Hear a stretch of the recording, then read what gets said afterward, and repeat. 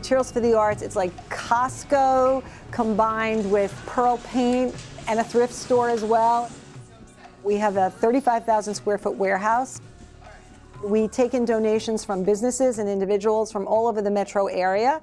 We send trucks out, and people also send us things.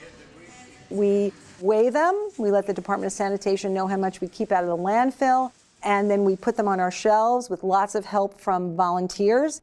And then twice a week, we're open to our member organizations who are nonprofit, arts and cultural organizations, and public schools. And they get a shopping cart, and they get to fill it up and take away all these items for free to use in their programming back at their organization. So we'll go to pick up a truck full of fabric from Marc Jacobs, or we'll pick up some furniture from a law office that's downsizing, filing cabinets and office supplies, and then there's the trim and notions from the garment district and the fashion district. And event planners give us things after they've had that great event. What are they going to do with all those things? So when you bring them back here, that's where the magic begins, and all these materials can really inspire your work, whether it's in the classroom or on the stage. This year, we're working with as many as 5,000 teachers and over 15,000 students, teaching them reuse techniques.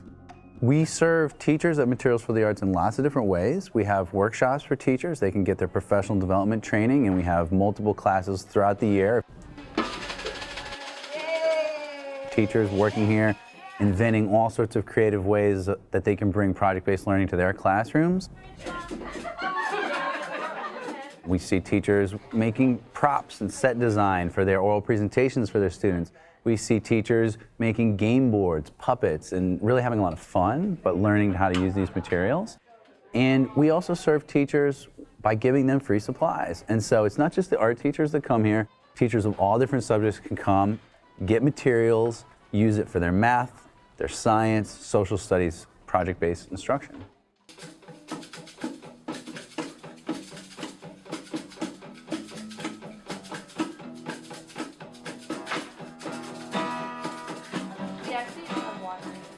Our job is to really excite an educator or a student into realizing how creative they can be, really without having to spend any money. Students are able to use these materials to highlight their classroom curriculum. We focus on Common Core and the blueprint for the arts, and then being able to bring a project. Project-based learning is the big buzzwords these days, but students can actually use these supplies and then be able to create projects that are highlighting either their science, their social studies, or their ELA curriculum. Then we make the platter. We put a balloon, and then we put a newspaper around it, and then we put plaster. I'm primarily an ESL teacher, but after becoming more involved with Materials for the Arts, I've actually begun teaching one art class this year. I found out about Materials for the Arts through the P-credit classes, through the listing of professional development classes that teachers can take to earn extra credits. And after the first class, I fell in love with this place. I've taken, I think, all of Joy's classes that she even offers at this point. I'm able to incorporate the arts into projects that ESL students can do with limited language. They can create things to show their understanding of content that we've read. So maybe that school teacher is going to move someplace else where they don't have access to Materials for the Arts. But we're showing them how these materials are surrounding you, and you can bring them into your classroom, and you can bring them into your curriculum development. And I think that's really the most important thing.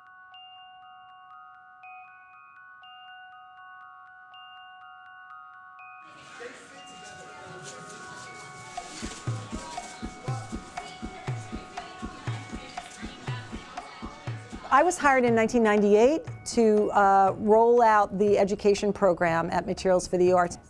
And when I came on and we started getting these art teachers into our warehouse, which was in Manhattan at that time, all I kept hearing was, where are the tempera paints and where are the watercolors? And, I realized that even though these people were art teachers, they were not really used to these kind of alternative materials.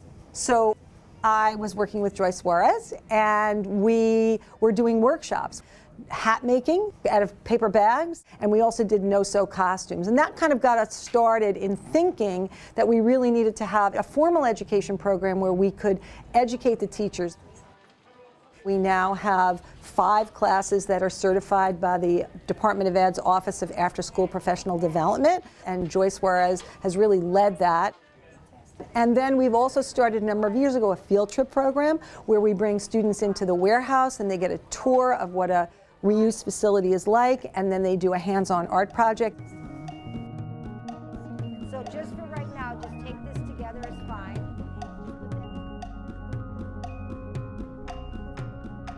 So when I started, we basically were the warehouse where we picked up the stuff, we brought it here, people came and took it. We've really grown into a much more multifaceted organization.